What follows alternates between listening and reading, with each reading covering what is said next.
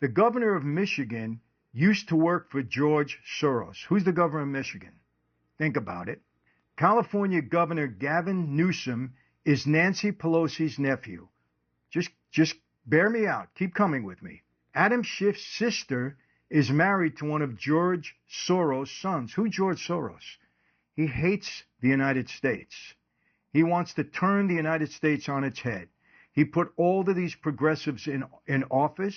He votes strictly Democrat. He supports strictly the Democratic Party. And he hates the United States. He said it. He hates us. John Kerry, we know who he is. Forget that guy. His daughter is married to a mullah's son in Iran. His daughter is married to a mullah's son in Iran. Understand the connection that I'm making here. These are all facts. I'm not making this up. ABC News executive producer Ian Cameron is married to Susan Rice, Obama's former national security advisor. You want to see the deep state? You want to see the mafia? You want to see how this all pulls together? You want to understand why certain things have happened in this country over the past several years? Keep listening. CBS president David Rhodes is the brother of Ben Rhodes, Obama's deputy national security advisor for strategic communications. So ABC News and CBS News both have people at the high level that were connected to Obama and the Democratic Party. ABC News correspondent Claire Shipman is married to Jay Carney, who is the former Obama White House press secretary. Look at the connection. Look at the mainstream media. Look at the deep state that we're talking about. This is mafia. This is all about control. Got to give them credit. They've done it right. ABC News and Univision reporter Matthew Jaffe is married to Katie Hogan, who is Obama's former deputy press secretary. Look at the connection here. Look at how it's all coming together. ABC President Ben Sherwood is the brother of Elizabeth Sherwood, Obama's former special advisor. Who do you think's calling the shots here? You know darn well Biden wasn't calling the shots. You know darn well Kamala Harris isn't calling the shots. And you know what I heard today? Somebody said it's okay. We hate Trump so much we don't want him to be president, and we know Kamala Harris is incompetent, and we know she's not in control. This was a Democrat saying this, but it's okay because she'll send representatives. Obama's really pulling the strings. You know, they'll fix it. If they have to go meet with Putin or they have to go meet with China or Iran, they'll send somebody in her place. They're admitting she's a puppet, and they're admitting that they know it, but they hate Trump so much, a guy that's capable, that they'll vote for her anyway. These are the people that we have. Understand, CBS, ABC, all in the pocket of the Democrats and George Soros. CNN, Vice President Virginia Mosley is married to Tom Nides, former Hillary Clinton's deputy secretary. Why are they hiring all Democrats? Why are they hiring all people that are related to the Democrats and none to the Republicans? Think about it. Mafia? You bet. All about power and control. They've been installing these people. They've been controlling the media. This is what it's all about. Let's keep going. This is what you call a stacked deck. If you had a hunch the news media was somehow rigged and you couldn't put your finger on it, this might help you solve the puzzle. Now you know why no one is investigated.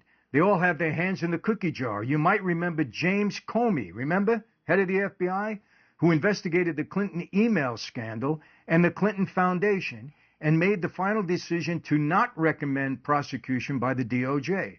Well, listen to this. It turns out that Clinton Foundation was audited by the law firm DLA Piper. One of the executives there was in charge of the Clinton Foundation audit. Who was it? Peter Comey, James Comey's brother. Why wasn't she investigated to the full? Why wasn't she indicted? She should have been indicted. She obstructed justice. We know that. We know that there was bribes coming into the Clinton Foundation, but James Comey's brother was in charge of the investigation. This is mafia, people. Take my word for it. And it only gets worse. It gets worse. This family tree will make your head spin. The swamp is deep. And yeah, I wrote this all out. The swamp is very deep. And this was sent to me, and I just re-edited some of the things so that I can make it simpler for you to understand. All right, but this is what you got here. This is the real mafia. It's why I wrote the book. I saw this years ago, people. You got to give the Democrats smart. They did the right thing. They weren't as underhanded as Republicans. And I'm not saying Republicans are lily white. I'm not saying they're perfect, but they don't match up with the Democrats' strategy because they're underhanded. They'll stop at nothing. They don't care about violating the law. They installed all of their people in the right place. We used to do that too in the mob. Put our people in the right place in the union so that we can control them. Get our people close to government officials so we can control them. This is exactly a mafia democracy. This is what I'm talking about. Listen to this. Dominion. Remember Dominion? There was controversy about them. They're the voting machine provider. They serve 40% of the U.S. market. It's in 30 states. The state of Texas rejected the machines, and they did that for a reason. Admiral Peter Neffenger is on Biden's transition team. Neffenger was president of the board of Smartmatic. Watch the succession here.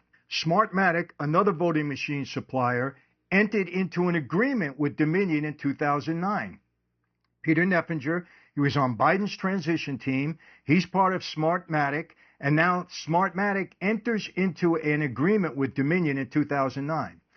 Smartmatic counted votes in Venezuela. Smartmatic is connected to the Philippine voter fraud. Remember that whole incident? Voter fraud in the Philippines.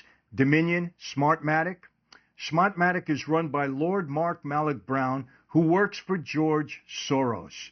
Here we have Soros again, pulling the strings in the background, putting things into place. This is mafia stuff, without a doubt. He and Brown are lifelong friends.